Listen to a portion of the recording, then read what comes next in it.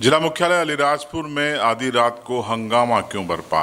पूरा हंगामा करीब 4 घंटे से ज़्यादा वक्त तक चला और तकरीबन 4 बजे के आसपास जब मामले में प्राथमिकी यानी एफआईआर दर्ज हुई, कलेक्टर ने एक समझाइश दी। उसके बाद ये मामला धीरे धीरे शांत हुआ। तो क्या था ये मामला, आपको बताते हैं विस्तार से, देखिए।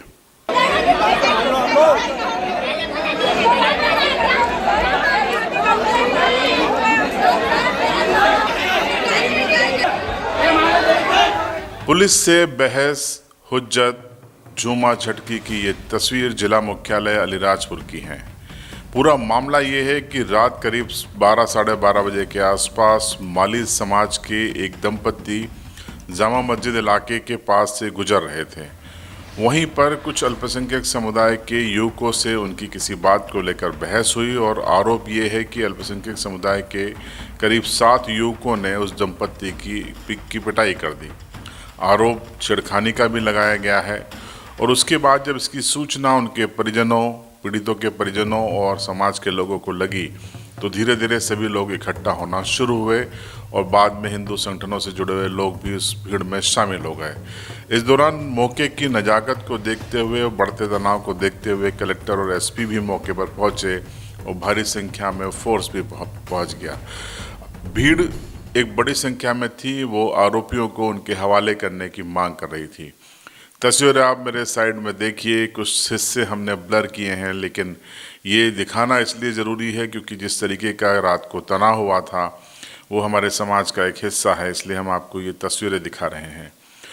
ये करीब 2 से 3 घंटे तक पूरा विवाद चला और उसके बाद फिर कलेक्टर ने माइक हाथ में लिया और आपको बता दें कि उसके बाद उन्होंने सभी से ये कहा कि जो भी चीज़ें होंगी वो कानून के दायरे में होंगी, वैधानिक तरीके से होगी, एफआईआर होगी और कोर्ट में ट्रायल किया जाएगा। कोई भी कानून अपने हाथ में नहीं लेगा।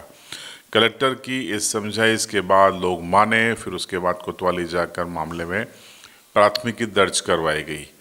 तो इन तस्वीरों को हमने आपको दिखाया। अब आपको बताते हैं कि कलेक्टर अलीराजपुर डॉक्टर अभय बेडेकर का वो भाषण, जो उसके बाद पूरे मामले में शांति हुई।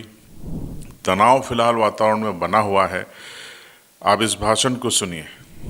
सभी लोगों से निवेदन करता हूँ, हम लोग लगभग 2 घंटे से सब लोग यहीं खड़े हैं। जिन लोगों ने भी अपराध किया है उनके खिलाफ कानून कड़ी से कड़ी कार्रवाई करेगा और जिन लोग विक्टिम होंगे उनके साथ कानून खड़ा है, उनको पूरी तरह संरक्षण भी दिया जाएगा। यहाँ पे जितनी भी फोर्स खड़ी है वो सब जितने लॉ अबाइडिंग सिटीजन्स हैं, जो कानून को मानने वाले लोग हैं, उन लोग के साथ खड़े हैं हम लोग। एक मिनट बात में पूरी बात सुनो पहले। जिसने भी अपराध किया होगा, चाहे वो एक आदमी हो चाहे 100 लोग हों, उन लोगों के खिलाफ नामजद एफआईआर होगी। जिस धारा में आप लोग लिखवाओगे, जो अपराध बनेगा, जैसे बताया गया कि धक्का दिया गया, लात मारी गई, रेप करने की कोशिश की गई, ये सारी चीज़ें आप लोग लिखवाएंगे, उसके हिसाब से जांच होकर उनके खिलाफ एफआईआर होगी, कड़ी से कड़ी कार्रवाई होगी। हम कोर्ट में भी उनका बचाव नहीं करेंगे, उनको जमानत भी नहीं होने देंगे। लेकिन कानून अपने हाथ में कोई भी ना ले। मैं आप सभी लोग पढ़े लिखे समझदार लोग हैं, मेरे को बोलने दो, बीच में बोलना नहीं, आप बिल्कुल भी नहीं बोलना है। जो कोई भी कानून अपने हाथ में लेगा, पुलिस सबके खिलाफ एक समान कार्रवाई करेगी। कानून हाथ में लेने का अधिकार किसी को भी नहीं है। हम लोग 2 घंटे से, आप लोग भी अपनी नींद खराब कर रहे हो, हम लोग भी अपनी नींद खराब कर रहे हैं। गलती अगर किसी ने भी की है और जो भी अपराध किया है, उस अपराध की सजा उसको मिलेगी। हम लोग पुलिस कप्तान भी यहीं पर है, मैं कलेक्टर यहीं पर हूँ, सारे हमारे एसडीएम यहीं पर है, पुलिस फोर्स यहीं पर है और वो पुलिस फोर्स आपकी सुरक्षा के लिए है। अगर किसी ने गलत काम किया तो उसके खिलाफ 100% कार्रवाई होगी, मैं इसकी गारंटी दे रहा हूँ। जब तक उनके खिलाफ कार्रवाई नहीं होगी मैं बैठूंगा नहीं घर पे शांति से। लेकिन कानून अपने हाथ में कोई ना ले, मैं सबसे हाथ जोड़ के निवेदन कर रहा हूँ। आप लोग अपने जिन लोगों को रिपोर्ट लिखवानी है, हमारे साथ गाड़ी में बैठ के थाने चल सकते हैं। थाने में बैठ के आराम से सविस्तर रिपोर्ट लिखवाई है। जिस भी बहन के साथ अत्याचार हुआ है, जिस किसी के साथ मारपीट हुई है, वो पूरा लिखवाए। हम उनके खिलाफ कार्रवाई करेंगे, कल सुबह कोर्ट में पेश करेंगे उनको। न्यायालय अपने हिसाब से कार्रवाई करता है। न्यायालय की कार्रवाई करने का अधिकार कलेक्टर को नहीं है।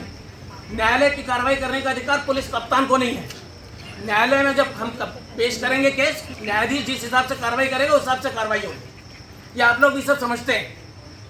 लेकिन भीड़ का फायदा उठाकर अपन इस तरह की मांग करें कि उन्हें यहीं हमारे हाथ में सौंप दो, उन्हें हम यहीं देख लेंगे, हम घर में घुस जाएंगे, ये गलत है। इसकी इजाजत किसी को भी नहीं दी जा सकती है। अलीराजपुर में हमेशा से सामाजिक सौहार्द बना रहा है, आप लोगों का इसीलिए नाम है। पूरे मध्य प्रदेश में अलीराजपुर सामाजिक सौहार्द के लिए ही जाना जाता है, लेकिन हम उसको बिगाड़ना चाहते हैं क्या?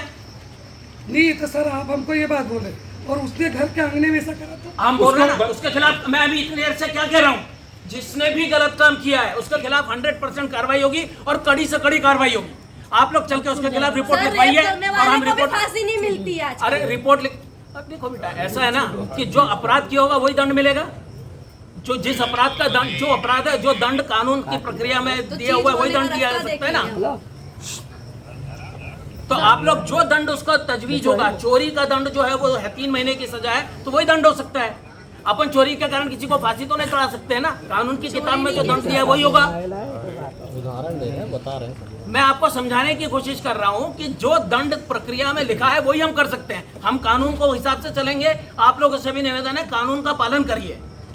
कानून का पालन करके उसे दंड दिलाया जाएगा और आप लोगों की सुरक्षा की जिम्मेदारी हमारी है। कानून हमारा पालन। तो आपने इस खबर को देखा कि आधी रात को आखिर क्यों अलीराजपुर में हंगामा बरपा। अब आपकी राय कमेंट बॉक्स में दीजिए। चैनल पर नए हैं तो सब्सक्राइब कीजिए। और अब हम अपने स्टूडियो से निकल के अलीराजपुर के उसी चौराहे पर जाएंगे। शाम को आपको एक रिपोर्ट बताएंगे कि आखिर माजरा क्या था, क्योंकि ग्राउंड पर जाए बगैर हमारी रिपोर्टिंग पूरी नहीं होती।